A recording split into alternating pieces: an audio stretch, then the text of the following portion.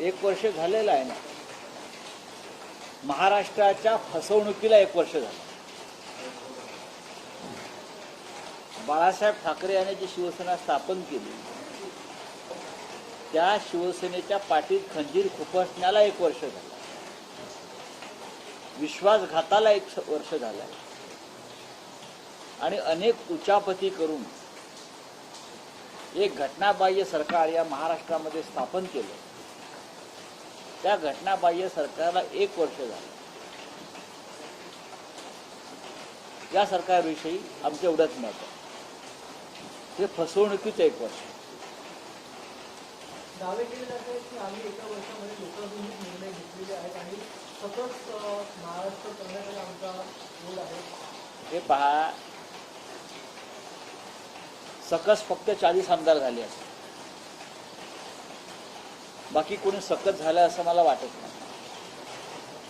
40 आमदार सोडले तर या महाराष्ट्रातल्या 11 कोटी जनतेच्या चेहऱ्यावरती मला हा सकसपणा दिसल्याचं दिसत नाही.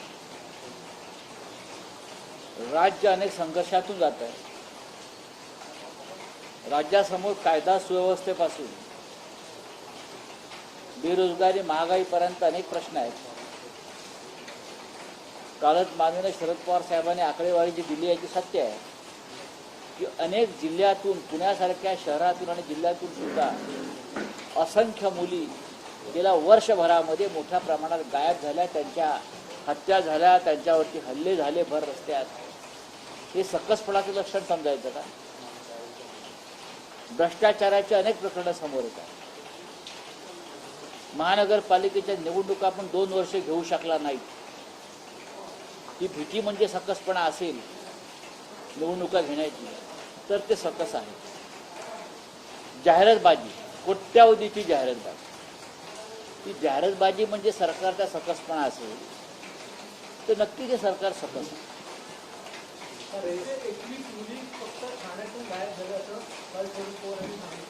1000च्या आसपास मुली पुण्यातून, ठाण्यातून, खानदेशातून, मुंबईतून. हे लक्षण कसलं आहे? राज्याचे गृहमंत्री इतर सर्व विषयांवरती वायफळ चर्चा करतात, आव्हानाची भाषा करतात, शड्डू ठोकतात, पण गृहमंत्री म्हणून त्यांचा कारभार हा अत्यंत अयशस्वी आहे. कायदा दंगली, जातीय दंगली, धार्मिक तणाव, लुटमार, दरोडे याला ऊत आलेलं आहे. आणि महिलांच्या बाबतीत म्हणा तर या राज्यातील महिला अजिबात सुरक्षित नाही. कालची आकडेवारी जी आपण पाहिली ती आकडेवारी सगळ्यांसमोर. दुसरा प्रश्न, काल पुन्हा एकदा रात्रीची एक बैठक झाली, हिंदीमध्ये बैठक होती, पीएम नितीन मोदी यांनी सकाळी पुन्हा परत आले. त्या अर्थ केंद्रीय गृहमंत्र्यांकडे या बैठकाचं ऐकलं. त्याच्यावर आम्ही काय मत व्यक्त करणार? फसवणुकीची जयंती आहे.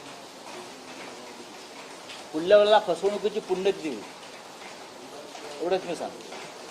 आणि बहुतेक फसवणुकीची सेलिब्रेशन करायला बसले असतील दिल्लीत. याच्यापेक्षा मी वेगळं काही सांगू शकत नाही. मला काय, 4 मंत्री नक्की जात आहेत. महाराष्ट्रातले केंद्रातले 2 मंत्री जातील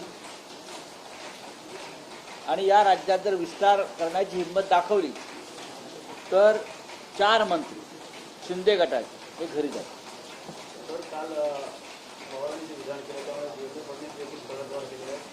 बघा, हे पलटवार आणि वार सोडून द्या. शरद पवार साहेबांनी जे सांगितलेलं आहे ते 100% सत्य आहे. महाराष्ट्रामध्ये राष्ट्रपती राजवट लावण्यात आली, आम्ही त्याचे साक्षीदार आहोत. त्यावेळेस राष्ट्रपती राजवट कशी निघेल याच्याविषयी आम्ही सगळेच चिंतेमध्ये होतो.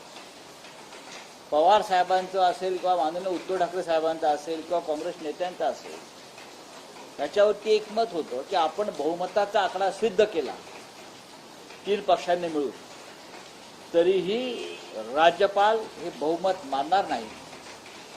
राज्यपाल वेळकाढूपणा करतील. केंद्र सरकार राष्ट्रपती राजवट काढणार नाही, आपल्याला झुलवत ठेवतील, ते बहुमत मान्य करणार नाही. याच्यावरती आमच्या वारंवार चर्चा झाल्या. माझी आणि पवार साहेबांची वारंवार चर्चा याच्यावर होत होती की राष्ट्रवादी राजवट कशी उठवली जाईल. आणि एका भल्या पहाटे आपल्याला सगळ्यांना बातमी आली की राष्ट्रवादी राजवट उठवली गेली आणि महाविकास आघाडीच्या सरकारचा मार्ग मोकळा झाला. इतकंच मी याच्यावरती बोलतो. जनतेला दाखवून दिलं. पवारांचे एकाच वेळेला गुगली आणि शिक्ष हे दोन्ही होतं. आणि मी मागे एकदा म्हटलेलं आहे की शरद पवार यांना समजून घेण्यासाठी भारतीय जनता पक्षाच्या या नेत्यांना 100 जन्म घ्यावे लागले. त्याच्यावर टीका झाली माझ्या या वक्तव्यावर. आजही मी त्या मताशी ठाम आहे. पवार साहेबांनी ही गुगली टाकली नसती किंवा हा सिक्सर मारला नसता तर या महाराष्ट्रातली राष्ट्रवादी राजवट ही जोपर्यंत एखादं वेगळं खोके सरकार येत नाही तोपर्यंत कायम राहिली असते. बहुमताला त्यांनी मान्यता दिली नसती आणि राष्ट्रवादी राजवट उठवण्याचा प्रश्न निर्माण झालाच नसता. त्याच्यामुळे पवार साहेबांनी जी गुगली टाकली त्या गुगलीला देवेंद्र फडणवीस आणि त्यांचा पक्ष हा वारंवार क्लीन बोल्ड झाला, ऑल आउट. तो शरद पवार साहब ने गुगली फेंकी थी था 2019 में देवेंद्र बीजेपी से बात हुई थी. ये देवेंद्र फडणवीस की गुगली है, क्या कहना? देखिए, भारतीय जनता पार्टी के वरिष्ठ नेता उनसे बातचीत कर रहे पवार साहब से. ये पवार साहब ने हमको बताया था कि बीजेपी के लोग भी एनसीपी से बातचीत कर रहे हैं और हम लोग बात कर रहे हैं, लेकिन सरकार तो बनेगी महाविकास आघाड़ी. ये भी पवार साहब ने कहा था. पवार साहब ने प्रधानमंत्री जी को जाकर भी ये कहा था दिल्ली में, मैं विटनेस हूँ उस वक्त, ये बीजेपी और एनसीपी की जो बात हो रही है वो आगे नहीं जाएगी. हम शिवसेना कांग्रेस के साथ सरकार बना रहे हैं, ये पवार साहब ने कहा. बात रही राष्ट्रपति शासन जो महाराष्ट्र में उस वक्त चल रहा था, वो बहुत गंभीर बात थी. उद्धव ठाकरे जी, शरद पवार साहब और हम सब लोग जब बैठते थे तब ये मुद्दा था कि चाहे हम बहुमत सिद्ध भी करें 3 पार्टी, फिर भी यहाँ के राज्यपाल हमारे बहुमत को मान्यता नहीं देंगे. दिल्ली का आदेश है वो काम करेंगे और केंद्र सरकार यहाँ का राष्ट्रपति शासन किसी भी हालत में उठाएंगे नहीं.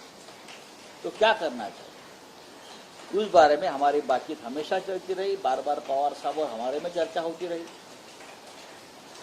लेकिन एक दिन सुबह अचानक आपने देखा होगा, सूरज उगाने से पहले ही राष्ट्रवादी राजवट निकाल दी गई. ये गुगली थी, एक सिक्सर था, अब जो भी कहिए, लेकिन ये हुआ, ये सच है.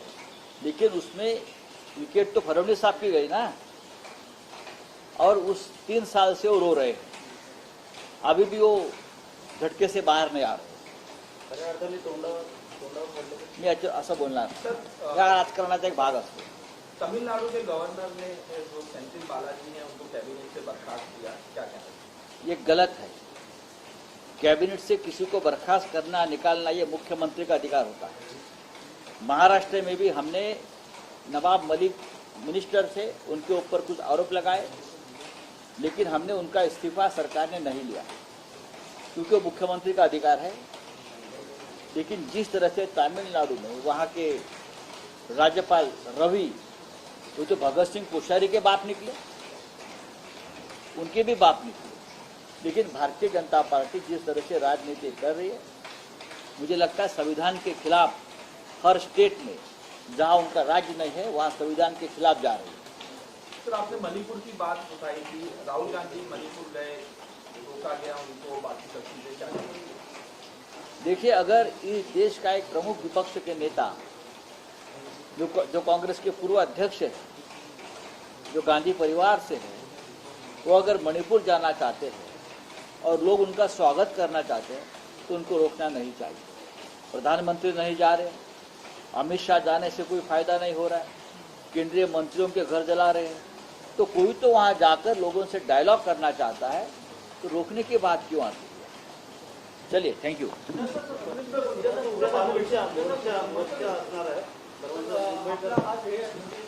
भाजप हटाव मुंबई बचाव अशा प्रकारचा अग्रलेख आहे आणि त्याला जोडून उद्याचा मोर्चा देखील आहे.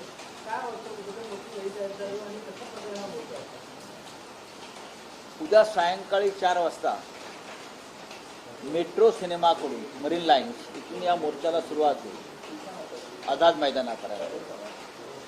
मोर्चाचं नेतृत्व युवा सेना प्रमुख शिवसेनेचे नेते तरुण नेते आदित्य ठाकरे करतील आणि मुंबईतून प्रचंड संख्येनं लोक या मोर्चात सामील होतील.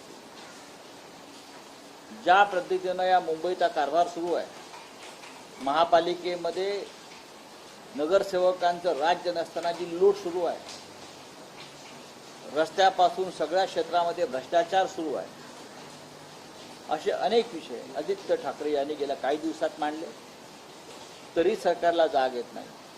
मुंबई शहर आणि मुंबई महानगरपालिका ज्या पद्धतीनं बदनाम करण्याचं षडयंत्र रचलं गेलेलं आहे, त्याविरुद्ध सुद्धा ही गर्जना हा मोर्चा आहे आणि उद्याचा मोर्चा ही मुंबईकरांची ताकद दाखवणारा असेल.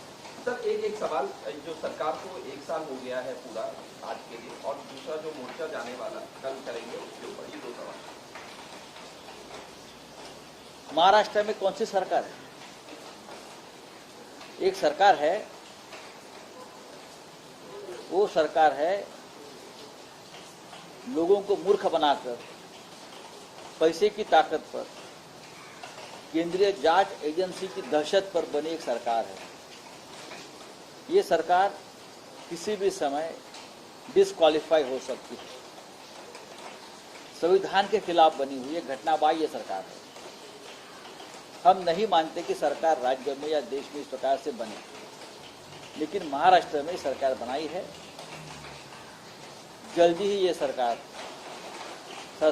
को श्रद्धांजलि देने की मौका भी हमें मिलेगा. सर कल का जो मोर्चा है उसको लेकर कल मुंबई में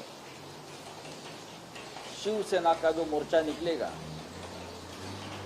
मुंबई के मेट्रो सिनेमा से मरीन लाइन्स आज़ाद मैदान तक ये मोर्चा जाएगा आदित्य ठाकरे जी के नेतृत्व में.